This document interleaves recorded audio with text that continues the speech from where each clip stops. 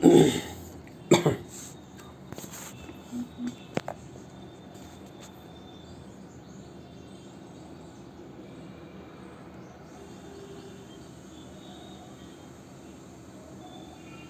Very good evening to all of you.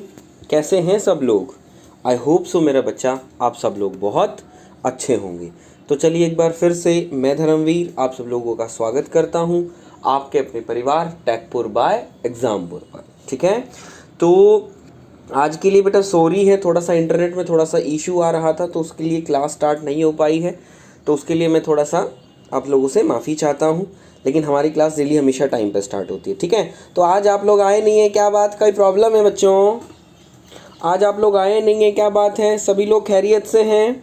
I hope सो मेरा बेटा आप सभी लोग खैरियत से होंगे। किसी का कोई कमेंट नहीं दिखाई दे रहा, क्या बात है, सब नाराज़ हैं या दैट मीन्स कोई प्रॉब्लम है? एक बार बच्चा मैं आप लोगों से सिर्फ यही पूछना चाहता हूँ कि आप लोगों को कोई प्रॉब्लम है या मतलब मेरा समझ में नहीं आता, या मैं इस क्लास को स्टार्ट रखूँ ना रखूँ, या मैं कोई दूसरा सब्जेक्ट पढ़ाऊँ या कोई चीज़ मैं वो करूँ। एक बार आप मुझे बता दीजिएगा कि मुझे क्या है। दैट मीन जब तक आप यहाँ पर नहीं दिखाई देंगे, जब तक आप लोग मुझे यहाँ पर नहीं दिखाई देंगे, तो बेटा एक बात बताओ, समझने में, पढ़ने और पढ़ाने में मज़ा आएगा?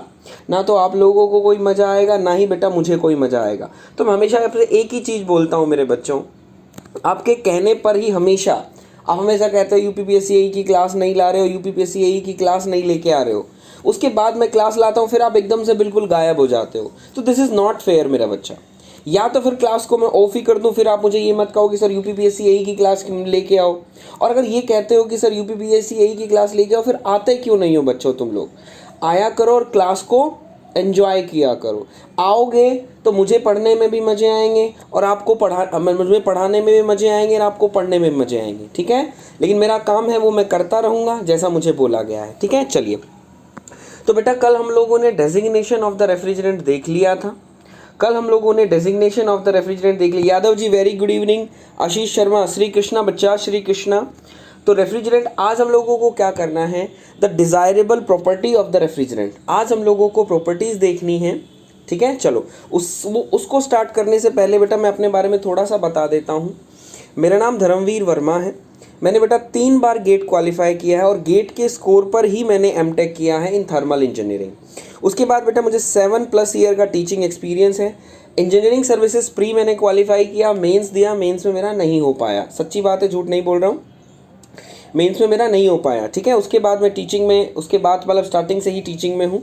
बीटेक कॉलेज में पढ़ाया, डिप्लोमा में पढ़ाया। 4 साल से ज़्यादा मुझे कॉम्पिटिटिव एग्ज़ाम की तैयारी करवाते हो गया है बेटा। बहुत सारे दोस्तों से मिला, बहुत सारे बच्चों को से मिला, उनकी प्रॉब्लम समझी, उन्होंने मेरे साथ शेयर करी, मैंने उनके साथ शेयर की, तो बहुत अच्छा मज़ा आया। ऐसा ही मैं आप लोगों को भी देना चाहता हूँ। और जो लोग ऑफलाइन में मुझसे पढ़े होंगे, जो ऑफलाइन में मुझे जानते हैं, वो लोग सब जानते होंगे कि क्या है धर्मवीर सर। ठीक है, जब थर्मल का नाम लिया जाता है जीटीबी नगर में, तो बस ये बात है बेटा, नाम यही लिया जाता है कि धर्मवीर सर से पढ़ा कीजिए। ठीक है, तो ये चीज़ है। तो यहाँ पर चलो हम लोग करते हैं बेटा, चलो सारी बात है, कोई बड़ाई की बात नहीं है, तो वीडियो आप देखते हो ये आप लोगों को पता ही है। ठीक है, मानवीर जी, ठीक है, चलिए, जय श्री राम भाई। तो desirable property of the refrigerant, तो मैं आप लोगों को एक ही चीज़ बोलना चाहता हूँ बेटा, आपका जो यूपीपीएससी एई है, इसके अंदर मैं आपको वेरी बता देता हूँ, 1 to 2 मार्क्स आपका इस प्रॉपर्टी से आएगा। 1 to 2 मार्क्स आपका इस प्रॉपर्टी से जरूर आएगा, पहली बात। दूसरी बेटा चैलेंज के साथ बोलता हूँ, जितनी डीप में मैं आपको ये प्रॉपर्टीज़ पढ़ा दूंगा, जितनी डीप में मैं आपको प्रॉपर्टी पढ़ा दूंगा और समझा दूंगा एक एक पॉइंट, उतना कोई पढ़ा दे तो अपने आप कह देना कि हाँ सर आप झूठ बोल रहे थे। ठीक है बेटा, उतना मैं आप लोगों को एक एक प्रॉपर्टी बताऊंगा और उसको डीप में समझाऊंगा भी क्या होता है। Got it? तो चलिए, तो हम लोग करते हैं कि हमारे पास एक रेफ्रिजरेंट होता है, रेफ्रिजरेंट के अंदर कौन कौन सी प्रॉपर्टियां होनी चाहिए। तो बेसिकली बेटा हमारे रेफ्रिजरेंट के अंदर 3 प्रॉपर्टी हम लोग देखते हैं। कौन कौन सी प्रॉपर्टी देखते हैं? सबसे पहले प्रॉपर्टी हम लोग देखते हैं बेटा थर्मोडायनेमिक प्रॉपर्टी। सबसे पहले हम लोग देखते हैं थर्मोडायनेमिक प्रॉपर्टीज। दूसरा हम लोग देखते हैं बेटा केमिकल प्रॉपर्टीज। और तीसरा हम लोग देखते हैं बेटा फिजिकल प्रॉपर्टीज। ठीक है, सभी चीज़ें हम लोगों को देखनी पड़ेगी कि थर्मोडायनेमिकली सही है, केमिकली सही है या फिजिकली सही है, ठीक है। ये 3 प्रॉपर्टीज़ आप देखते हैं। अब मैं आप लोगों के साथ 1 बाय 1 एक एक प्रॉपर्टी डिस्कस करना चाहूँगा और उसके सब डिवीज़न भी मैं आपको करता जाऊँगा। तो सबसे पहले हम उठाते हैं बेटा थर्मोडायनेमिक प्रॉपर्टीज़ को। किसको उठाते हैं? Thermodynamic property. तो थर्मोडायनेमिक प्रॉपर्टी के अंदर सबसे पहला जो पॉइंट आता है आपका, वो आपका पॉइंट आता है मेरा बच्चा क्या? That means there is a freezing point. पहला जो पॉइंट आता है बेटा फ्रीजिंग पॉइंट। आप लोगों को पता है फ्रीजिंग पॉइंट सब लोग जानते हैं, फ्रीजिंग पॉइंट सब लोग जानते हैं। जैसे मैं एग्जांपल दूं, एग्जांपल वाटर आपका कितने डिग्री पे फ्रीज हो जाता है? वाटर आपका कितने डिग्री पे फ्रीज हो जाता है? बोला गुरुदेव 0 डिग्री सेल्सियस पर ये फ्रीज हो जाएगा। 0 डिग्री सेल्सियस पर हमारा वाटर क्या क्या होता है? फ्रीजिंग पॉइंट है। बोला हाँ सर गुरुदेव, तो दैट मीन्स फ्रीजिंग है, तो that means it is solid form. जब ये सॉलिड फॉर्म में हो गया, तो ऑब्वियसली बात है आप लोगों को पता है कि आपका जो रेफ्रिजरेंट है, आपको रेफ्रिजरेशन इफेक्ट अगर प्रोड्यूस करना है तो वो क्या करना चाहिए? Through out the cycle rotate करते रहना चाहिए। Through out the cycle rotate करते रहना चाहिए, हाँ या ना? बोला हाँ गुरुदेव। आप VCRS ले लीजिए, वेपर कंप्रेशन ले लीजिए, दोनों ले लीजिए, दोनों के अंदर हमारा रेफ्रिजरेंट जब सर्कुलेट करता है तो ही हमारा रेफ्रिजरेशन इफेक्ट प्रोड्यूस होता है, अदरवाइज नहीं होता है, ठीक है। अगर ये सॉलिड हो गया, अगर ये मेरा बेटा फ्रीज हो गया, तो मैं बोलना चाहूँगा, अगर ये फ्रीज हो गया तो मैं बोलना चाहूँगा ये सर्कुलेट करेगा? बोला सर नेवर, ये सर्कुलेट नहीं करेगा। सर्कुलेट नहीं करेगा तो ये आपके लिए अच्छा नहीं है, आपको सर्कुलेट करवाना है। तो ऑब्वियसली बात है वाटर है आपका 0 डिग्री पे मेल्ट हो जाता है, 0 डिग्री पे फ्रीज हो जाता है। तो अगर मेरा बच्चा, अगर आपको 0 डिग्री, अगर आपको below 0 degree Celsius temperature maintain करना हो, बिलो 0 डिग्री सेल्सियस टेम्परेचर अगर आपको मेंटेन करना हो, तो मैं बोलना चाहता हूँ टेम्परेचर अगर हम लोगों को मेंटेन करना है तो वाटर एज अ रेफ्रिजरेंट आप ले सकते हो? वाटर एज अ रेफ्रिजरेंट ले सकते हो? बोला सर नेवर। बोला सर कभी भी हम इस वाटर को एज अ रेफ्रिजरेंट नहीं ले सकते। क्यों? क्योंकि सर बिलो 0 डिग्री मेंटेन करना है तो रेफ्रिजरेंट का टेम्परेचर जहां पर हम टेम्परेचर मेंटेन कर रहे हैं उसके टेम्परेचर से कम होना चाहिए, उसके टेम्परेचर से कम होना चाहिए, तो इसको नहीं ले सकते। तो आप क्या चाहोगे कि आपका जो भी रेफ्रिजरेंट है जल्दी से फ्रीज हो जाए या उसको बहुत टाइम लगे फ्रीज होने में? यानी उसका फ्रीजिंग पॉइंट जितना लो होगा उतना अच्छा है या जितना हाई होगा उतना अच्छा है? जल्दी से बता दीजिए बेटा, लो होगा उतना अच्छा है या हाई होगा उतना अच्छा है? जल्दी से बता दो। तो बोला गुरुदेव हम लोग कहेंगे, जल्दी से बताओ, freezing point low as low possible और हाई एज हाई पॉसिबल। तो सभी लोग कहेंगे the freezing point of the refrigerant, the freezing point of the refrigerant is low as low possible. जितना भी बेटा आपका लो होगा उतना मेरा बेटा हमारे लिए अच्छा होगा, उतना हमारे लिए क्या होगा? अच्छा होगा। जैसे मैं आप लोगों को बता दूं low as low possible. Bittu high नहीं करेंगे, हाई करेंगे तो दिक्कत हो जाएगी ना बेटा, हम हाई नहीं करेंगे तो हमारा लो एज लो पॉसिबल हो जाएगा। एग्जांपल के तौर पर मैं बता दूं आपको NH3 का जो फ्रीजिंग पॉइंट होता है, NH3 का जो फ्रीजिंग पॉइंट होता है वो -70 डिग्री सेल्सियस के अराउंड होता है, -70 डिग्री सेल्सियस के अराउंड होता है। और इसका जो NH3 का जो बॉइलिंग पॉइंट होता है मेरा बच्चा, NH3 का जो बॉइलिंग पॉइंट होता है वो आपका -33 डिग्री सेल्सियस होता है, -33 डिग्री सेल्सियस होता है। तो लो एज लो पॉसिबल हम लोग क्या रखेंगे? रेफ्रिजरेंट रखेंगे। गॉट इट मेरे बच्चों? अब याद रख लीजिएगा, ठीक है। तो freezing point is low as low possible, पहला पॉइंट। दूसरा मेरा बच्चा एंथैल्पी ऑफ वेपोराइजेशन।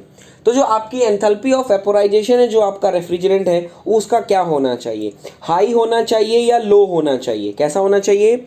हाई होना चाहिए या लो होना चाहिए? तो हम लोग क्या कहेंगे? सबसे पहले हम पढ़ेंगे एंथैल्पी ऑफ वेपोराइजेशन होता क्या है। देखो बेटा, देखो जरा, आप लोगों को एक बात बताई होगी, अगर आप ये चीज़ जानते हो RC, व्हाट इज RC? तो कहेंगे sir RC is the refrigeration capacity, RC is the refrigeration capacity. तो रेफ्रिजरेशन कैपेसिटी अगर निकालने के लिए मुझे कोई बोले तो मैं क्या लिखूंगा? बोला गुरुदेव हम लिखेंगे m./RE, रेफ्रिजरेशन इफेक्ट। बोला हाँ सर गुरुदेव बिल्कुल। अब ये क्या है m.? m.? Is the mass flow rate of the refrigerant, m dot is the mass flow rate of the refrigerant and RE is the refrigeration effect. और रेफ्रिजरेशन इफेक्ट आप लोगों को कहां पर मिलता है मेरे बच्चों, कहां पर मिलता है सर? साइकोमेट्रिक कब पढ़ाइएगा बेटा? रेफ्रिजरेंट के बाद हम एक दो क्या करेंगे, जो हमने पीछे 4 पार्ट किए उनकी हम लोग एक बार प्रैक्टिस करेंगे। एक बार अनुज भाई इनकी हम प्रैक्टिस कर लेंगे और उसके बाद जैसे ही हमारी प्रैक्टिस हो जाएगी, देखो बेटा मैं 4 दिन से यही करवा रहा हूँ, मैंने प्रैक्टिस एक बार भी नहीं करवाई है, 9 क्लासेस हो गई मैंने प्रैक्टिस नहीं करवाई अनुज भाई। तो जैसे ही मेरी प्रैक्टिसिंग जितनी मैंने अभी तक पढ़ाया, रेफ्रिजरेशन की प्रैक्टिस एक बार कर लेंगे, उसके बाद जैसे ही रेफ्रिजरेशन की प्रैक्टिस स्टार्ट होती है, खत्म होती है, तो मैं साइकोमेट्री स्टार्ट कर दूंगा और आपको उनिंदा तरीके से, बहुत ही प्यारे तरीके से आपको साइकेंट्रीमेट्री पढ़ाऊंगा, कभी आपकी गलत भी नहीं होगी। ठीक है, चलो अच्छा अब मुझे बता दो m डॉट रेफ्रिजरेशन इफेक्ट को मैं ऐसे लिख सकता हूं बेटा, there is a Hg minus HF, लिख सकता हूं हाँ या ना? और अगर मैं बोलूं बेटा इसको मैं ऐसे लिख सकता हूं, देयर इज अ HFG, क्योंकि आप लोगों को पता है इवापोरेटर में आपको रेफ्रिजरेशन इफेक्ट मिलता है, तो हम रेफ्रिजरेशन कैपेसिटी को क्या लिख देंगे, ये लिख देंगे। तो ये क्या है आपकी बेटा, ये है गुरुदेव is a latent heat of vaporisation, और ये क्या है आपका मास फ्लो रेट, ये है आपका मास फ्लो रेट। तो मैं बोलना चाहता हूं अगर मेरा बेटा मेरी रेफ्रिजरेशन कैपेसिटी फिक्स्ड है, for the fixed refrigeration capacity, तो अगर मैं बोलना चाहता हूं अगर मेरा बेटा फिक्स्ड रेफ्रिजरेशन कैपेसिटी है, तो अगर आपके रेफ्रिजरेंट का HFG ज़्यादा होगा, आपके रेफ्रिजरेंट का HFG ज़्यादा होगा, तो मैं बोलना चाहता हूं मास फ्लो रेट के साथ क्या होगा, बोला गुरुदेव अगर इसको फिक्स रखना है तो ये अगर बढ़ रहा है तो इसको क्या होना पड़ेगा, कम होना पड़ेगा, इसको क्या होना पड़ेगा, कम होना पड़ेगा। यानी आपको मास फ्लो रेट कम सप्लाई करना पड़ेगा। तो ये हमारे लिए एडवांटेज है या डिसएडवांटेज, जल्दी बताओ एक बार। जब मास फ्लो रेट आप रेफ्रिजरेंट का कम फ्लो कर रहे हो, एडवांटेज है या डिसएडवांटेज, बताओ जरा, बताओ जरा, एडवांटेज है या डिसएडवांटेज? बोला गुरुदेव ये तो एडवांटेज है कि कम मास फ्लो रेट में, कम रेफ्रिजरेंट में हमें उतनी रेफ्रिजरेशन कैपेसिटी मिल जाएगी। तो मैं क्या चाहूंगा गुरुदेव, मैं ये चाहूंगा कि enthalpy of vaporisation, high enthalpy of vaporisation is the desirable. यानी जो मेरा रेफ्रिजरेंट है उसकी जो एंथैल्पी ऑफ वेपोराइजेशन है वो क्या होनी चाहिए, ज़्यादा होनी चाहिए। तो ऑब्वियस ही बात है बेटा, मास फ्लो रेट कम होगा तो जो माया खर्च कर रहे थे, जो आपकी जेब से माया जा रही थी, माया जो माया जा रही थी वो अपने पास रह जाएगी, और कौन नहीं चाहता माया को अपने पास रखना। तो मैं यही चीज बोलना चाहूंगा। तो हम कह देंगे for the given refrigeration capacity plant larger enthalpy of vaporisation result in the smaller mass flow rate. जब मास फ्लो रेट होगा तो बेटा आपका जो कोस्ट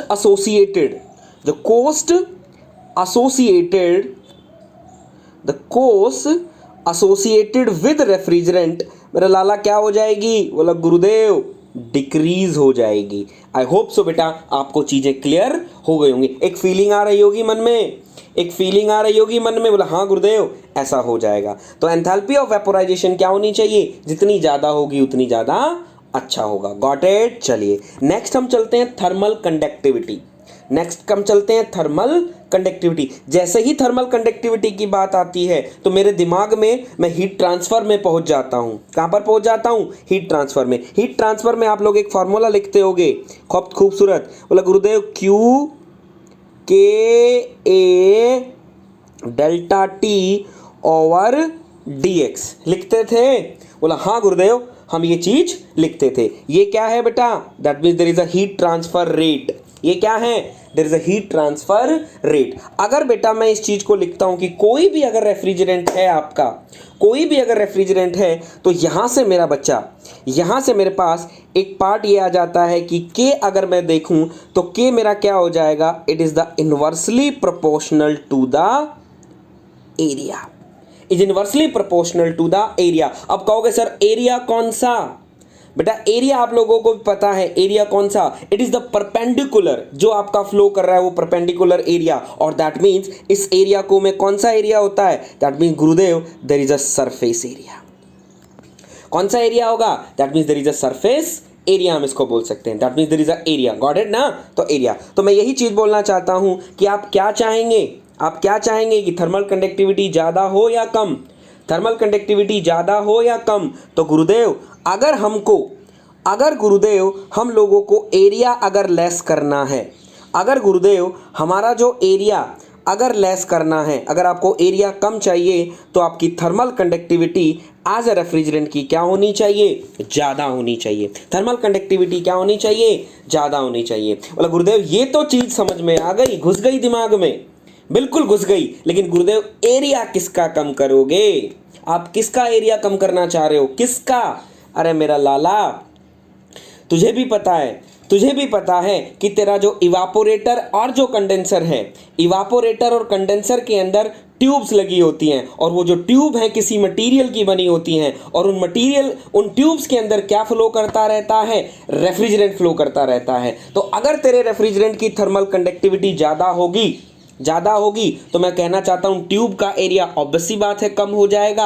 हाँ या ना? जल्दी से बता दो बेटा, जल्दी से बताओ, सोचने की बात है, फीलिंग दिला दूंगा तब बोल देना कि गुरुदेव एक एक बात सही कह रहे हो आपकी। अगर रेफ्रिजरेंट तेरा है उसकी थर्मल कंडक्टिविटी ज़्यादा है मेरा बच्चा, तो तेरी जो इवापोरेटर और कंडेंसर की ट्यूब है उसमें थोड़ा एरिया में काम चल जाएगा, नहीं छोटी में काम चल जाएगा? हाँ या ना? छोटी ट्यूब से काम चल जाएगा? यस प्रहर।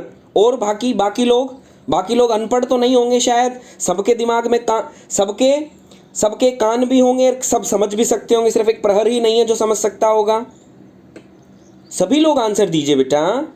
कोई पढ़ा दे तो बता देना, मैं इतना गारंटी लेता हूं मेरा बच्चा, कोई पढ़ा देना इतना डीप में तो गारंटी लेता हूं, बता देना कि हाँ गुरुदेव ये बात है। ठीक है? बोला गुरुदेव हाँ, दैट्स वाई बेटा हम लोग क्या चाहेंगे कि हाई थर्मल कंडक्टिविटी चाहेंगे। तो हम लोग कह सकते हैं गुरुदेव the higher value of thermal conductivity is desirable. अगर हाई होगा तो क्या होगा? Because it helping us to reduce the evaporator and condenser size. ये क्या कर देगा? आपका इवापोरेटर और कंडेंसर का साइज क्या कर देगा? रिड्यूस कर देगा। आई होप सो बेटा यहां तक आपको चीजें क्लियर हो गई होंगी। Clear sir? आज मेरे प्लांट में रेफ्रिजरेटर का कंप्रेसर फट गया। ओहो, सब खैरियत तो है प्रहर भाई सब खैरियत तो है? किसी को कोई चोट वोट तो नहीं आई बेटा? क्या कैपेसिटी थी कंप्रेसर की? कितने कैपेसिटी का था कंप्रेसर? ठीक है, और सब खैरियत तो है? किसी को कोई चोट वोट तो नहीं आई? चलो अब हम बात करते हैं कंप्रेशर रेशियो और प्रेशर रेशियो। तो कंप्रेशर रेशियो और प्रेशर रेशियो एक रेफ्रिजरेंट का कैसा होना चाहिए, तो आप एक बार पढ़िए कि क्या कंप्रेशर रेशियो और प्रेशर रेशियो की मैं बात कर रहा हूं। तो सबसे पहले बेटा मैं आपको दिखाना चाहता हूं कंप्रेशर रेशियो प्रेशर रेशियो। ठीक है, अब कहोगे सर ये कहां से बात आई? देखो जरा, ये आपके पास एक डायग्राम है, आप लोग डायग्राम बनाते हैं, VCRS को लेकर चलते हैं। तो ये बेटा मेरे पास एक वेपर कंप्रेशन रेफ्रिजरेशन है, इसके अंदर मैं साइकिल बना रहा हूं। आप देखिएगा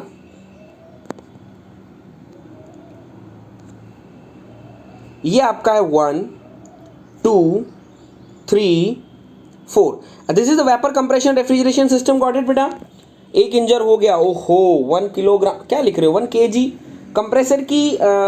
कंप्रेसर 1 किलोग्राम में कब से होने लग गया बेटा? किलोवाट में होने, किलोवाट में होना चाहिए यार। ठीक है, तो वेरी गुड बेटा। तो यहां से आप देख रहे हो दिस इज, ये आपका हमने बनाया TS डायग्राम। Got it? ठीक है। अच्छा 1 से लेके 2 आपका क्या होता है? It is the compressor. अब आप लोग देखते हो कि मेरा बच्चा यहां से हम लोग क्या करते हैं? हीट को रिजेक्ट करते हैं। तो रेफ्रिजरेंट आपका कंप्रेसर क्या करता है आपका कि सबसे पहले कंप्रेसर रेफ्रिजरेंट को कंप्रेस करता है। जब उसका कंप्रेस करेगा उसका प्रेशर इंक्रीज करेगा, जब उसका प्रेशर इंक्रीज करेगा तो उसका टेम्परेचर इंक्रीज करेगा, और वो उसका टेम्परेचर इतना कर देता है कि वो more than that of surrounding हो जाए। और more than that of surrounding क्यों हो? कि गुरुदेव वो हीट को क्या कर दे? रिजेक्ट कर दे। तो ऑब्वियस सी बात है बेटा, अब आपको पता है कंप्रेसर करना पड़ेगा। Compressor is a work absorbing device. ठीक है, तो आपको मैं कुछ दिखाना चाहता हूं, ऐसा ही होता है ना? बोला हाँ गुरुदेव। अब हम लोग क्या करते हैं, दो चीजें लेकर चलते हैं, देखिएगा जरा। एक तो ये है 1 से लेके 2 व्हाइट लाइन वाला, एक आपके पास हो गया 2 डैश, और एक आपके पास हो गया रेड वाला, that means there is a 2 double dash. ठीक है, ये सारे कंप्रेसर वर्क हैं। ठीक है, तो जितना ज्यादा ऊपर जाते जा रहे हो दैट मीन्स बोलना चाहता हूं मोर कंप्रेसर वर्क हो गया। That means there is a more compressor work देना पड़ रहा है, there is a more compressor work. तो मैं बोलना चाहता हूं एक तो ज्यादा कंप्रेसर वर्क और ज्यादा अगर हमारे रेफ्रिजरेंट को compress required heat rejection temperature तक जाने के लिए अगर उसको ज्यादा कंप्रेस करना पड़ेगा, अगर उसको ज्यादा कंप्रेस करना पड़ेगा तो अब सी बात है वर्क आपको ज्यादा देना पड़ेगा। बोला हाँ सर बिल्कुल ज्यादा देना पड़ेगा। तो आप क्या चाहोगे कि आपका जो कंप्रेशर रेशियो और प्रेशर रेशियो है वो आपका क्या हो जाए, कम हो या ज्यादा हो। दैट मीन्स आपका रेफ्रिजरेंट कम प्रेशर पर ही कंप्रेस हो जाए या ज्यादा प्रेशर उसको चाहिए। जल्दी बताओ sir why it is happened, जल्दी से बताओ, जल्दी बताओ एक बार, कम प्रेशर पर हो जाए या ज्यादा प्रेशर पर आपका वो हो, जल्दी बताओ। तो बोला गुरुदेव हम लोग चाहेंगे कि हमारा जो कंप्रेशर है सर से कम, क्रिटिकल से कम। बेटा क्रिटिकल से तो बहुत ही कम लेना पड़ेगा बेटा, क्रिटिकल से तो कम ही लेना पड़ेगा। तो हम कहेंगे गुरुदेव हमारा जो कंप्रेसर है ये जो है हम चाहेंगे देयर इज अ लो, हम चाहेंगे गुरुजी लो एज लो, हम चाहेंगे गुरुजी लो एज लो, जितना कम होगा उतना हमारे लिए अच्छा है, जितना कम होगा उतना हमारे लिए अच्छा है। अब सर कहोगे कैसे दिखाऊं? एक तो बेटा आपका कंप्रेसर वर्क कम हो जाएगा, अगर एक तो आपका कंप्रेसर जो वर्क है वो रिड्यूस हो जाएगा, बोलो हाँ या ना।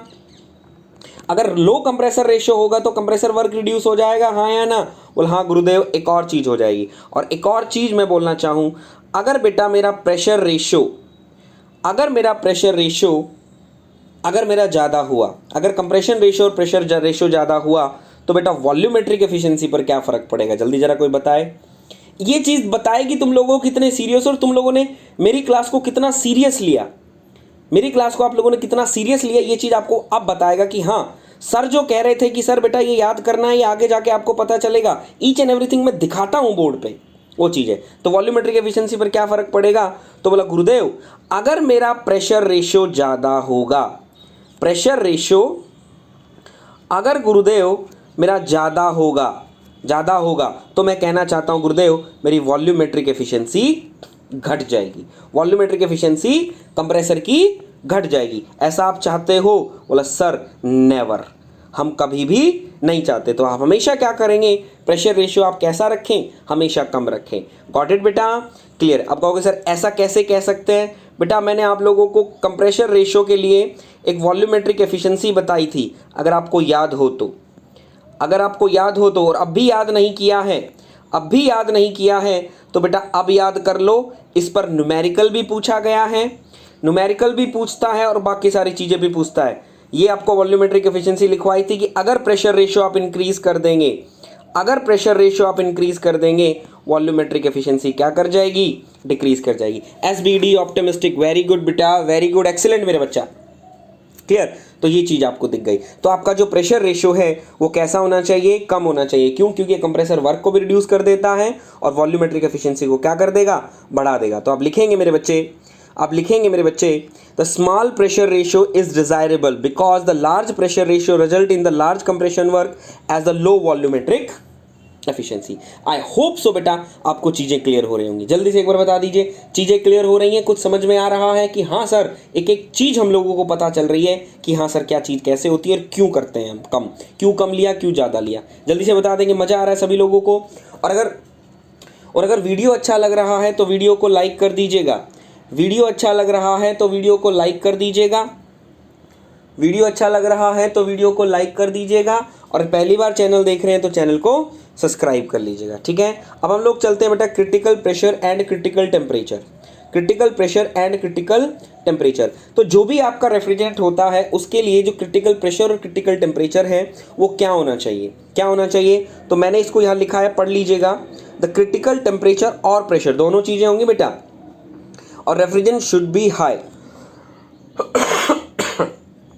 Critical temperature and critical pressure should be high, कैसा होना चाहिए, हाई होना चाहिए। And about the condensing temperature, जो आपका कंडेंसिंग टेम्परेचर होगा ना मेरा बच्चा, जो आपका कंडेंसिंग टेम्परेचर होगा उससे क्या होना चाहिए, ज़्यादा होना चाहिए, उससे नीचे नहीं होना चाहिए, ठीक है। दिखाता हूँ। बोला गुरुदेव अगर समझा सकते हो, मैंने बोले बेटा हाँ बिल्कुल समझा सकता हूँ। देखो जरा, देखो सपोज दैट अगर हम यहाँ पर ये लेकर चल रहे हैं, ये आपका T है और ये आपका S है।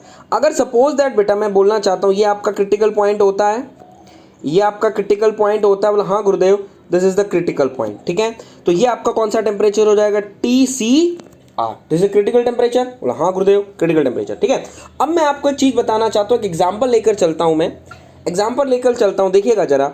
जो आपका CO2 है, जो आपका CO2 है एज ए रेफ्रिजरेंट है, CO2 आपका रेफ्रिजरेंट है, CO2 का क्रिटिकल जो टेम्परेचर है वो बेटा आपका 31 डिग्री सेल्सियस होता है। CO2 का क्रिटिकल टेम्परेचर 31 डिग्री सेल्सियस है। मैं एग्जांपल लेकर चल रहा हूँ, आराम से धीरे जल्दी से सबको समझ में आ जाएगा, ठीक है। 31 डिग्री सेल्सियस है, ठीक है। चलो आपने क्या किया, इंडिया एम्बिएंट, जैसे आजकल गर्मी पड़ रही है, जैसी आजकल गर्मी पड़ रही है उसके हिसाब से आपने क्या किया, इसको रेफ्रिजरेंट चूज कर लिया। इसको क्या कर लिया आपने, रेफ्रिजरेंट चूज कर लिया। चलो ठीक है, इसका टेम्परेचर आ गया कितना, 31 डिग्री सेल्सियस। इंडिया का टेम्परेचर कितना आजकल, बोला गुरुदेव 45 डिग्री सेल्सियस, सराउंडिंग का 45 डिग्री सेल्सियस। तो रेफ्रिजरेंट को हीट को रिजेक्ट करने के लिए कंप्रेसर का टेम्परेचर क्या होना चाहिए, it should be greater than 45 या लेस देन 45। जल्दी बताओ, अगर आपके रेफ्रिजरेंट को हीट रिजेक्ट करनी है तो आपका जो रेफ्रिजरेंट का टेम्परेचर है after compression, it must be should नहीं बोलना चाहिए, it must be greater than 45 या लेस देन 45। जल्दी बताओ, सोच के बताना, सोच के बताना। सर 45 से ज़्यादा, ऑब्वियसली बात है बेटा 45 से ज़्यादा हो गया, कर लें। चलो हमने क्या कर लिया भाई, हमने क्या कर लिया, VCRS ठोक दी, हमने VCRS ठोक दी। तो ये 31 है, ये 31 है, तो भाई मेरा जो है वो ये आएगा, मेरा जो टेम्परेचर है वो ऊपर जाएगा। जब मेरा टेम्परेचर जब ऊपर गया तो ऑब्वियसली बात है, हम मान लेते हैं कि ये वाला जो टेम्परेचर है 45 है, तो ऑब्वियसली बात है बेटा ये जो आपका है तो ये हम कह देंगे क्या हो जाएगा, ये चीज़ आ जाएगी। तो आपका जो टेम्परेचर है वो कहाँ चला गया, क्रिटिकल टेम्परेचर से ऊपर चला गया। तो मुझे एक बात बता दो कि आपकी जो मेन साइकिल जो बनती थी वो ये साइकिल बनती थी, ठीक है। तो कंडेंसिंग टेम्परेचर जो था आपका वो ये था, दैट मीन्स आपका क्रिटिकल ऊपर है। तो आपका फेज चेंज हुआ, जल्दी बताओ, आपका फेज चेंज हुआ मेरा बच्चा, फेज चेंज हुआ, बोला सर हमारा फेज चेंज नहीं हुआ। और अगर फेज चेंज नहीं हुआ तो हीट रिजेक्ट होगी बेटा, क्योंकि दिस इज द वेपर, यहां पर वेपर होता है, वेपर के बाद इसको लिक्विड में कन्वर्ट करते हैं, दैट मींस कंडेंसेशन। तो कंडेंसेशन हुआ नहीं, इसके नीचे बेटा लिक्विड होता है, ऊपर तो आपका अलग से सुपर क्रिटिकल वाली चीजें आ जाती हैं, ऊपर से तो सुपर क्रिटिकल वाली चीजें आ जाती हैं। तो मैं कहना चाहूंगा तो क्रिटिकल टेम्परेचर कंडेंसिंग टेम्परेचर से नीचे होना चाहिए। ये जो क्रिटिकल टेम्परेचर, ये कब अब बात करते हैं साइकिल कब काम करती, बोला गुरुदेव अगर ये टेम्परेचर ऊपर होता, क्योंकि हमारी रिक्वायरमेंट क्या है, ये रिक्वायरमेंट है। बोला गुरुदेव लेटेंट हीट आना चाहिए, यानी वेपर हमारा लिक्विड के अंदर कन्वर्ट होना चाहिए। बोलो हाँ या ना, बोला हाँ गुरुदेव ऐसा होना चाहिए, लेकिन ऐसा हुआ, बोला सर नहीं। तो आपका जो क्रिटिकल टेम्परेचर है और प्रेशर है कैसा होना चाहिए, हाई और लो, जल्दी बताओ, हाई और लो, हाई और लो। अब तो बता दो यार, इतना अच्छा एग्जाम्पल दे दिया, हाई और लो।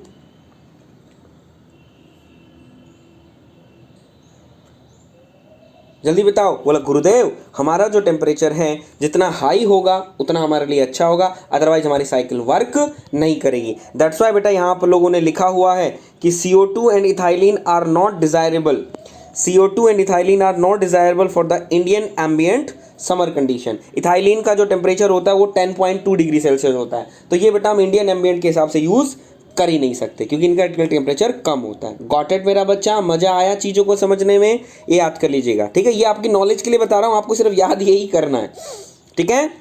चलिए नेक्स्ट हम चलते हैं बेटा नॉर्मल बॉइलिंग पॉइंट। तो नॉर्मल बॉइलिंग पॉइंट जो होता है आपका वो कैसा होना चाहिए, नॉर्मल बॉइलिंग पॉइंट जो है आपका वो कैसा होना चाहिए, low as low possible, high as high possible. तो जल्दी बताओ, नॉर्मल बॉइलिंग पॉइंट जो है बेटा वो आपका लो होना चाहिए। The refrigerant should have low boiling point. Low boiling point क्यों होना चाहिए कि अगर बेटा लो बॉइलिंग पॉइंट होगा तो refrigerant can easily converted into vapour. Vapour convert किस में आ जाएगा, इजीली कन्वर्ट हो जाएगा, दैट मीन ज़्यादा आपको नहीं करना पड़ेगा। तो that means low boiling point आपका क्या होना चाहिए, लो होना चाहिए। गॉट इट बेटा, ये भी याद कर लीजिएगा। सेवंथ हम बात करते हैं evaporator pressure and condenser pressure कि जो आपके रेफ्रिजरेंट के अंदर जो आपके प्रेशर्स हैं, जो इवापोरेटर प्रेशर, रेफ्रिजरेंट के अंदर जो प्रेशर है इवापोरेटर कंडेंसर प्रेशर, वो कैसे होने चाहिए। सबसे पहले तो बेटा दोनों ही प्रेशर पॉजिटिव होने चाहिए, दोनों ही प्रेशर पॉजिटिव होने चाहिए, ध्यान रखेंगे दोनों ही प्रेशर पॉजिटिव होने चाहिए, ठीक है, दोनों ही पॉजिटिव होने चाहिए। ये बेटा क्या होता है आपका, थोड़ा सा हाई होता है और पॉजिटिव होता है, there is a high pressure, obviously बात है, दिख रहे हैं। और ये आपका प्रेशर बेटा कैसा होता है, should be positive but not less then P atmospheric. Atmospheric pressure से नीचे नहीं होना चाहिए। ये दोनों ही प्रेशर आपके पॉजिटिव होने चाहिए, दोनों ही प्रेशर आपके पॉजिटिव होने चाहिए। कंडेंसर प्रेशर आपका हाई प्रेशर होता है और जो पीई है वो आपका पॉजिटिव होगा, लेकिन but not less then, sorry मैंने गलत लिख दिया, sorry, but not less then, बोल कुछ रहा था लिख कुछ दिया, but not less then P atmospheric. Atmospheric pressure से मेरा बच्चा क्या होना चाहिए, ये कम नहीं होना चाहिए। अब कहोगे सर एटमॉस्फेरिक प्रेशर से नीचे होगा तो क्या हो जाएगा, अगर इवापोरेटर के अंदर आपका प्रेशर, रेफ्रिजरेंट का प्रेशर अगर कम हो गया तो क्या हो जाएगा बेटा, अगर ये कम हो गया एटमॉस्फेरिक प्रेशर से तो there is a leakage of refrigerant. तो बेसिकली बेटा आप लोगों से कंडेंसर के बारे में नहीं पूछेगा, आप लोगों से किसके बारे में पूछ लेगा, इवापोरेटर। तो इवापोरेटर एंड कंडेंसर प्रेशर आज पॉजिटिव, मॉडरेट वैल्यू होनी चाहिए। एक और चीज यूज कर लेता है, दैट मीन्स मॉडरेट होनी चाहिए इनकी value, that means those are positive, लेकिन not less than atmospheric pressure. I hope so बेटा यहाँ तक चीजें क्लियर हो गई होंगी, क्लियर हैं। चलिए अब हम चलते हैं बेटा केमिकल प्रॉपर्टीज पर। अब हम चलते हैं, ये आपकी थर्मोडायनेमिक प्रॉपर्टीज़ थी। थर्मोडायनेमिक प्रॉपर्टीज़ बेटा आपकी कंप्लीट हो गई हैं। तो अगर वीडियो अच्छा लग रहा है तो वीडियो को लाइक कर दीजिएगा मेरा बच्चा, वीडियो अच्छा लग रहा है तो वीडियो को लाइक कर दीजिएगा मेरा बच्चा।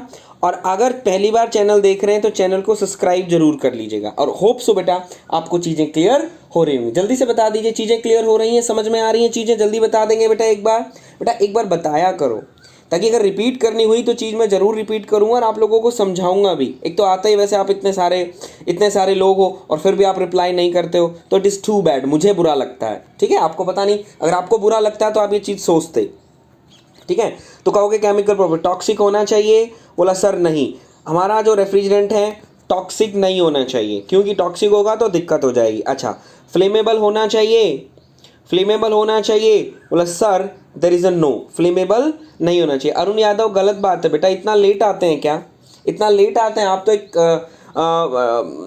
दैट मीन्स रेगुलर स्टूडेंट हो, फिर आप ऐसा कर रहे हो, नहीं तो फ्लेमेबल भी नहीं होना चाहिए। अच्छा, कोरोसिव होना चाहिए, बोला नहीं सर कोरोसिव भी नहीं होना चाहिए, that means there is a non corrosive होना चाहिए, ठीक है। उसके बाद नॉन एक्सप्लोसिव होना चाहिए, बोला सर नहीं, हमारा नो एक्सप्लोसिव भी नहीं होना चाहिए। तो ना तो एक्सप्लोसिव हो, ना ही कोरोसिव हो, ना ही फ्लेमेबल हो और ना ही टॉक्सिक हो, तो कुछ भी बेटा इसके अंदर नहीं होना चाहिए, क्लियर है। चलिए अब हम चलते हैं नेक्स्ट पॉइंट पर, that means action with oil.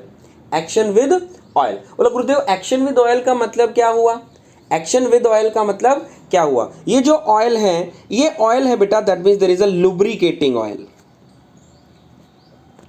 ये जो है it is the lubricating oil. अब कहोगे सर गुरुदेव रेफ्रिजरेंट के अंदर लुब्रिकेटिंग ऑयल का क्या काम, सर रिप्लाई 30 सेकंड बाद पहुंचता है। अच्छा, ठीक है।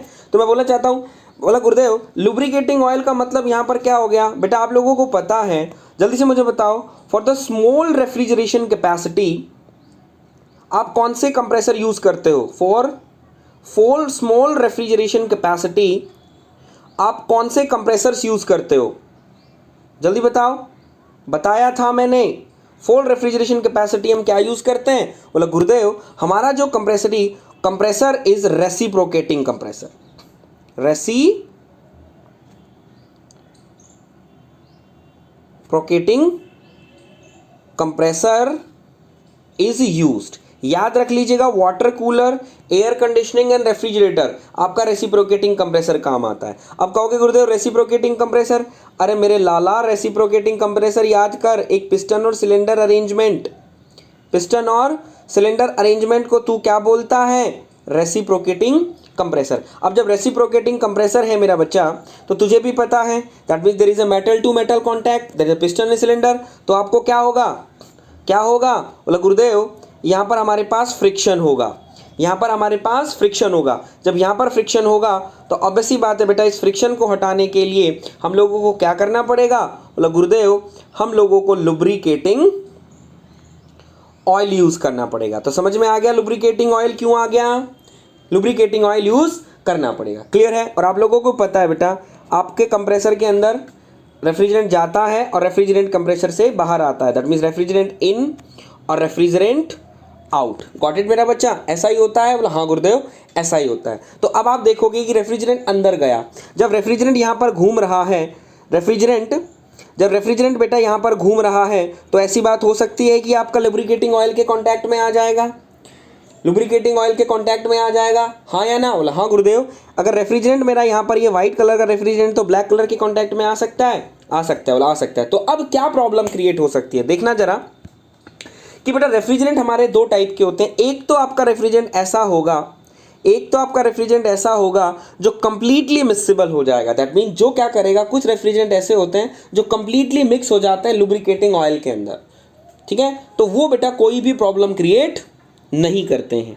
जो मिक्स हो जाते हैं वो कोई भी प्रॉब्लम क्रिएट नहीं करते हैं, जैसे R1 एंड R12.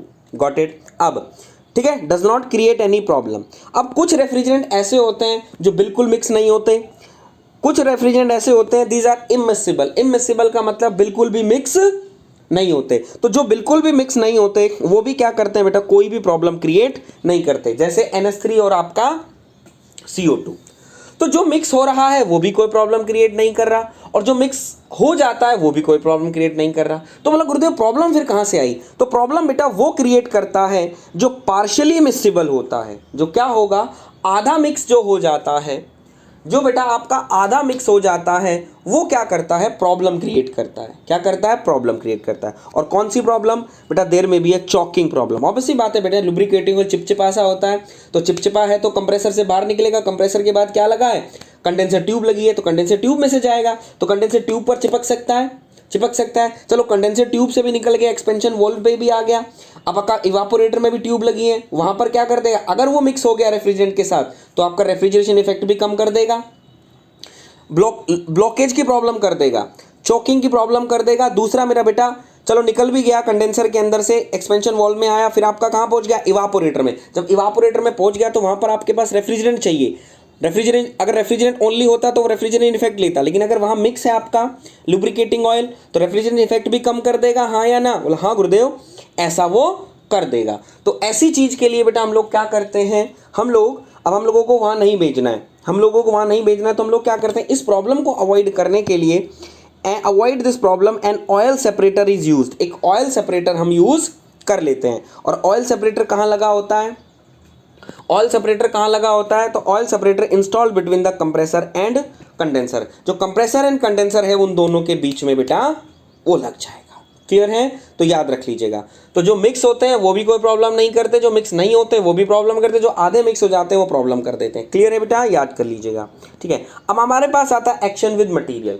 तो एक्शन विद मटेरियल की बात जब मैं करता हूं तो बेटा आप लोगों को पता है आपकी जो ट्यूब्स होती हैं वो किसी मटेरियल की बनी होती हैं. और हमारा जो रेफ्रिजरेंट है these are chemical component. This is the chemical component. तो केमिकल हम ऐसा रेफ्रिजरेंट यूज नहीं करेंगे जो हमारे मटेरियल के साथ क्या करे? रिएक्ट करे. तो हम ऐसा मटेरियल यूज करेंगे जो हमारा उसको अच्छा लगे. तो ये आपको एग्जामिनर क्वेश्चन पूछ लेता है कि अगर बेटा आपका रेफ्रिजरेंट NH3 है तो आप कौन से मटेरियल की ट्यूब नहीं बनाएंगे, यानी रिएक्टेड मटेरियल. तो NH3 आपका किसके साथ रिएक्ट करता है?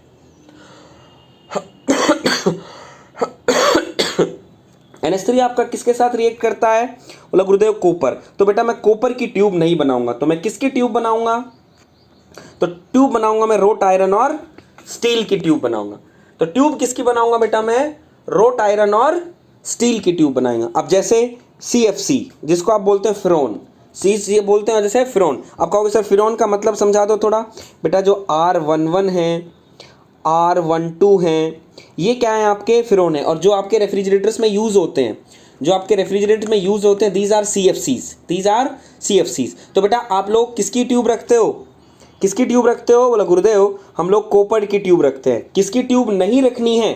दैट मीन्स एल्यूमिनियम की। क्यों? क्योंकि क्लोरोफ्लोरोकार्बन आपका किसके साथ रिएक्ट करता है? एल्यूमिनियम के साथ आपका रिएक्ट कर जाता है। आई होप सो बेटा आपको यहाँ तक चीज़ें क्लियर हो गई होंगी। जल्दी से एक बार बता देंगे चीज़ें क्लियर है मेरे बच्चों? यहाँ तक चीज़ें क्लियर है मेरे बच्चों? तो ये याद कर लीजिएगा, इट इज़ वेरी इंपॉर्टेंट। ठीक है, चलिए अब हम लोग चलते हैं बेटा फिजिकल प्रॉपर्टीज़ पर। हम लोग चलते हैं फिजिकल प्रॉपर्टी। तो फिजिकल प्रॉपर्टी कैसी कैसी होनी चाहिए आप लोग बताते जाइएगा, मैं आप लोगों से कहता जाऊँगा। अच्छा जल्दी से बता दो, सबसे पहले कोस्ट। जो cost associated with the refrigerant है कैसी होनी चाहिए? कम या ज़्यादा? Cost associated with the refrigerant कैसी होनी चाहिए? कम या ज़्यादा? बोला गुरुदेव कोस्ट हमारी लेस होनी चाहिए। कोस्ट हमारी लेस होनी चाहिए। Very good. नेक्स्ट हम बात करते हैं विस्कोसिटी। नेक्स्ट हम बात करते हैं viscosity. Viscosity of the refrigerant कैसी होनी चाहिए? कम या ज़्यादा? जल्दी बताओ, विस्कोसिटी कैसी होनी चाहिए? कम या ज़्यादा? बेटा कहाँ चले गए? कोई रिप्लाई नहीं आ रहा आप लोगों को, क्या बात है? बोले ऐसे कैसे चलेगा यार? विस्कोसिटी कैसी होनी चाहिए? कम या ज़्यादा? जल्दी बताओ, कम या ज़्यादा? कम या ज़्यादा? बोला गुरुदेव ये हमारी होनी चाहिए लेस। अगर विस्कोसिटी आपकी लेस है, अगर विस्कोसिटी आपकी लेस है तो आपका क्या हो जाएगा? लेस होगा तो हम कह देंगे गुरुदेव there is a easy flow. हमारा फ्लो क्या होगा? इजी फ्लो होगा। गॉट इट मेरा बच्चा? इजी फ्लो हो जाएगा। Got it? याद रखिएगा। चलें आगे। चलिए बेटा, तो वीडियो अच्छा लग रहा है तो वीडियो को लाइक भी कर देंगे मेरे बच्चे। वीडियो अच्छा लग रहा है तो वीडियो को लाइक कर दीजिएगा। इतना ही मैं आप लोगों से चाहता हूँ। और चैनल अगर सब्सक्राइब नहीं किया तो चैनल सब्सक्राइब कर दिया करो। और बेटा क्लास को शेयर किया करो मेरे बच्चे, क्लास को शेयर किया करो ताकि मैक्सिमम नंबर ऑफ स्टूडेंट्स आ सके। यहाँ पर बेटा अभी डिजिट 2 डिजिट में भी नहीं पहुँचे हैं हम लोग, तो इसका मतलब ये गलत बात है ना? गलत बात है ना? चलो अब बात आ जाता है लीक डिटेक्शन टेस्ट। तो सबसे पहली बात आती है कि बेटा पहली बात तो आपका रीफ जो आपका रेफ्रिजरेंट है शुड नॉट लीक। पहली बात तो लीक करना ही नहीं चाहिए, शुड नॉट लीक। पहली बात तो बेटा लीक करना ही नहीं चाहिए। और अगर सपोज दैट कर भी गया तो कर भी गया तो आपका जो लीक डिटेक्शन कैसा होना चाहिए? सबसे पहले तो सिंपल होना चाहिए।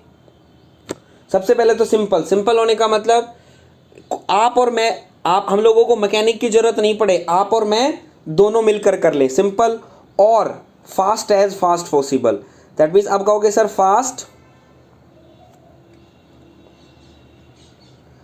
As fast possible. अब कहोगे sir fast as fast possible का मतलब क्या होता है? बेटा जल्दी से वो डिटेक्ट कर दे, यानी इतना मतलब टाइम ना लगे कि इसको बहुत ज़्यादा टाइम लग जाए। ठीक है, तो याद रखना है। ठीक, तो ये आपको याद रखना है। अब एग्जामिनर क्या करता है, आप लोगों से बेटा कई बार रेफ्रिजरेंट्स दे देता है और उस रेफ्रिजरेंट की लीक डिटेक्शन टेस्ट पूछ लेता है। आपको रेफ्रिजरेंट दे देगा और रेफ्रिजरेंट दे के आप लोगों को क्या बोलेगा कि इन रेफ्रिजरेंट को डिटेक्ट करने के लिए कौन सा टेस्ट किया जाता है, कौन सा टेस्ट किया जाता है। तो आप लोग मुझे क्या करेंगे बता देंगे। मैं आपको एक टेबल बनवाऊंगा, उस टेबल को याद कर लीजिएगा। It is very important. हो सकता है यूपीपीएससी एई में यहाँ से आपसे क्वेश्चन पूछा जाए, तो बेटा इस टेबल को आप याद कर लीजिएगा। It is very important. हो सकता है एक क्वेश्चन बेटा आपको यहाँ से मिल जाए, एक क्वेश्चन आपको यहाँ से मिल जाए। ठीक है, तो देखिएगा, तो NH3 अगर आपका रेफ्रिजरेंट है तो आप क्या करेंगे? There is a burning sulphur candle. आप सल्फर की कैंडल को लेंगे और सल्फर की कैंडल को लेके आप उसको यूज़ कर लेंगे। अगर अब सल्फर की कैंडल जब जलती है तो बेटा देखते हैं कि ये क्या प्रोड्यूस करती है? White fumes. क्या लिखा हुआ है? White fumes. क्या लिखा है? White fumes. वाइट फ्यूम्स का मतलब सफ़ेद रंग का धुआं निकलता है। किसका? अमोनियम सल्फेट का। ठीक है, ध्यान रखना। अब बात करते हैं CFC, फ्लोरोकार्बन, और इनको हेलोकार्बन भी बोल देते हैं। तो इनके लिए आप क्या यूज़ करेंगे? There is a halide torch. क्या यूज़ करेंगे? Halide torch. अगर आपका क्लोरोफ्लोरोकार्बन रेफ्रिजरेंट है तो आप क्या यूज़ करेंगे, हैलाइड टॉर्च। ठीक है, अब जो हैलाइड टॉर्च है उसकी जो लाइट होती है वो ब्लू लाइट होती है। जब रेफ्रिजरेंट जहाँ से लीक कर रहा होगा वो कैसा दिख देगा, उसको ब्लूइश ग्रीन कर देगा। किस कलर की होती है, ब्लू की होती है, उसको कैसा कर देगा, ब्लू ग्रीन कर देगा। अगर हाइड्रोकार्बन आपके रेफ्रिजरेंट है, जैसे आप लोगों ने कल पढ़ा था C3H4 पढ़ा था ना, ये आपका हाइड्रोकार्बन है। अगर इसको डिटेक्ट करना है तो आप क्या करेंगे, there is a soap water bubble test, there is a soap water bubble test. Next आपका CO2 refrigeration system, CO2 refrigeration system है तो बेटा आप लोग क्या करेंगे, that means there is a electronic leak detectors आते हैं, उनसे हम क्या करेंगे, इस लीक को डिटेक्ट कर देंगे। तो बेटा ये 4 ही हैं, इन 4 के बारे में ही पूछता है, इससे ज़्यादा बेटा आज तक पूछा भी नहीं गया। अगर आपसे कहीं आपको दिख भी जाए, मैं आपको बता देता हूँ आपकी नॉलेज के लिए, अगर आपको दिख जाता है तो आप क्या कीजिएगा, आप नोट्स बना रहे होंगे, आपके नोट्स बना रहे होंगे, आप तो नोट्स बना रहे हैं तो कहीं खोपचा होगा आपके नोट्स के अंदर, तो उस खोपचे में उस रेफ्रिजरेंट का नाम लिख लीजिए और उसका टेस्ट लिख लीजिए। उस खोपचे में उसका नाम लिख लीजिए और उसका टेस्ट का नाम लिख लीजिए। आराम से कभी दोबारा रिवाइज करेंगे तो आसान हो जाएगी ना। मेरे से तो 4 दिखे, मैंने ये 4 लिख दिए। अगर मुझे भी कोई लगेगा तो मैं भी इसमें भी खोपचे में जोड़ दूंगा। ठीक है, चलिए एक और इंपॉर्टेंट क्वेश्चन आप लोगों से एग्जामिनर पूछ लेता है, वो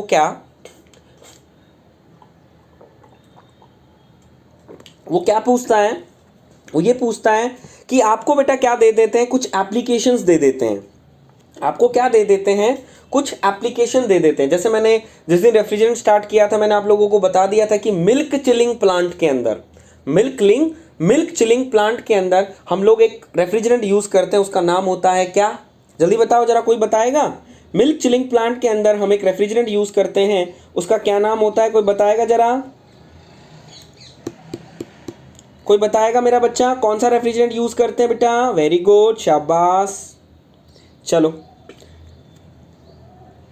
कौन से यूज़ करते हैं, बोला गुरुदेव ब्राइन यूज़ करते हैं। क्या यूज़ करते हैं, ब्राइन यूज़ करते हैं। Sir soap water bubble test कहाँ इंसर्ट करते हैं, इंसर्ट कहीं पर नहीं करते हैं SBD भाई, कहीं पर वो नहीं करते। इसमें क्या करते हैं, जैसे हमारे घर की बात बताता हूँ, अपने घर में AC लगा है, अगर हमारा AC कहीं पर लीक कर रहा है तो हम लोग क्या करेंगे, मैकेनिक को नहीं बुलाएंगे, हम क्या करेंगे, वाटर ले लिया, वाटर के लिए वाटर ले गए। हमारे घर में साबुन होती है, हमने साबुन लिया, वाटर लिया, साबुन को अपने हाथ पे क्या करेंगे, रब कर लेंगे। साबुन को अपने हाथ पे रब कर लेंगे, रब हमारे पास क्या बन जाएंगे, दैट मीन्स हमारे पास क्या बन जाएंगे, झाग बन जाएंगे बेटा, झाग बन जाएंगे। अब उस झाग को हम लोग क्या करेंगे, उस जहाँ पर भी लीक कर रहा है उसकी ट्यूब्स पर लगा देंगे, उसकी ट्यूब्स पर क्या करेंगे बेटा, लगा देंगे। अब सी बात है बेटा, तूने वहाँ पर सोप लगा दिया, अब तूने वहाँ पर क्या कर दिया, सोप लगा दिया, तो SBD वहाँ पर क्या होगा,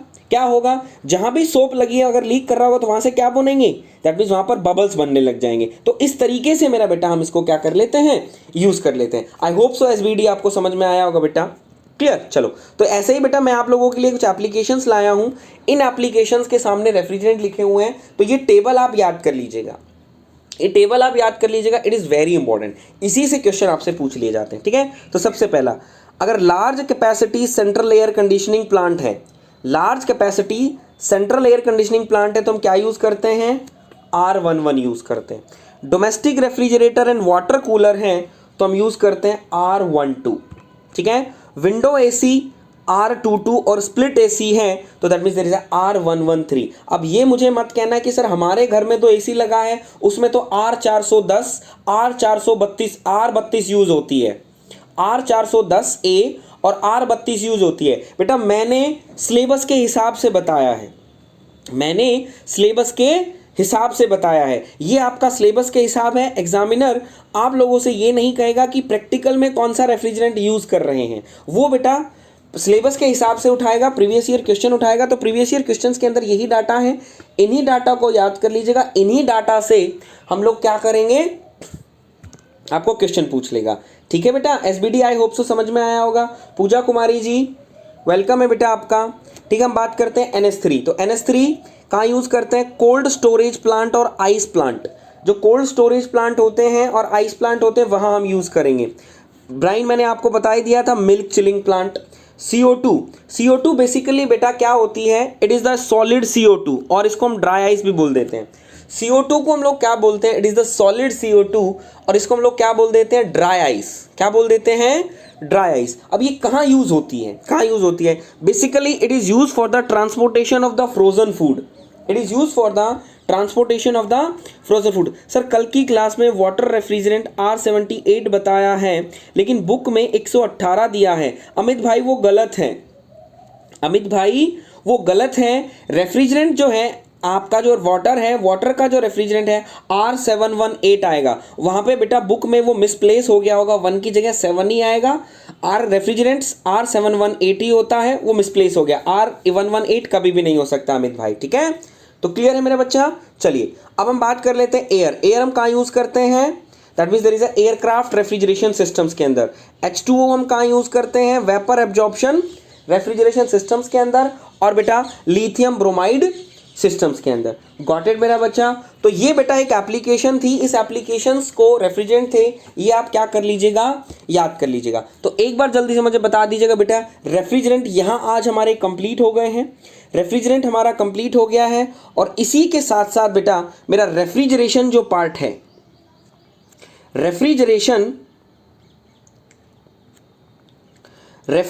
जो है, सॉरी मिसलेनियस पार्ट बचता है। रेफ्रिजरेशन का मिसलेनियस पार्ट बचता है थोड़ा सा,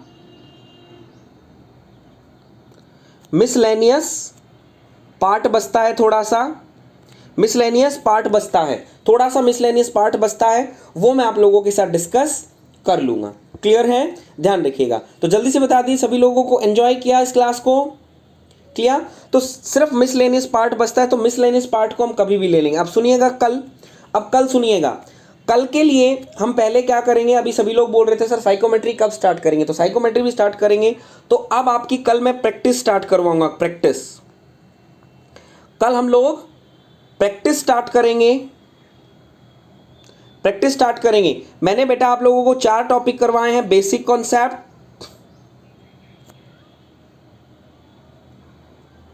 VCRS, VARS, reverse Brayton cycle और रेफ्रिजरेंट, गॉट इट बेटा? These are the refrigerant. तो ये 5 हो गए हैं। अब इन 5 में से कल मैं कोई भी किसी पर भी टेस्ट ले सकता हूं। रेफ्रिजरेंट इन 5 में से कल मैं किसी पर भी टेस्ट ले सकता हूं। ये बेटा सरप्राइज है कि किस पर मैं टेस्ट लूंगा, ये बेटा सरप्राइज है किस पर मैं टेस्ट लूंगा। तो आप सभी लोगों से उम्मीद रखता हूं कि कल एक बार अच्छे से प्रिपेयर करके आएंगे, कल एक बार अच्छे से प्रिपेयर करके आएंगे, और इनमें से किसी को भी मैं पूछ सकता हूं। 5 हैं, 5 क्लासेस लूंगा, 5 क्लासेस में से मैं कभी भी किसी को उठा सकता हूं।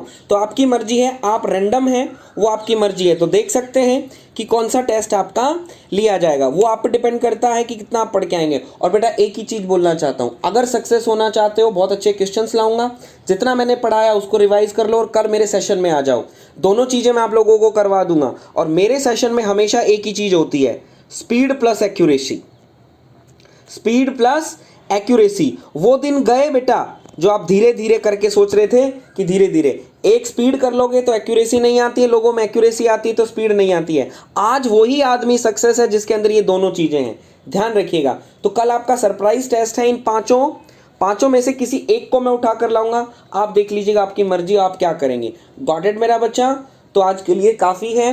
वीडियो अच्छा लगा, वीडियो को लाइक कर दीजिएगा, अपने दोस्तों के साथ शेयर कर दीजिएगा कि कल हमारी क्लास टेस्ट है। तो क्लास टेस्ट में सभी आए कि कितना आप लोगों ने पढ़ा, और हाँ, जितना आप लोगों ने पढ़ा उतना आप अच्छे से कर भी पा रहे हैं या नहीं कर पा रहे, ये ध्यान रखिएगा। तो it is very very very very important मेरा बच्चा, ठीक है? तो चलिए, thank you for stay with us मेरे बच्चों।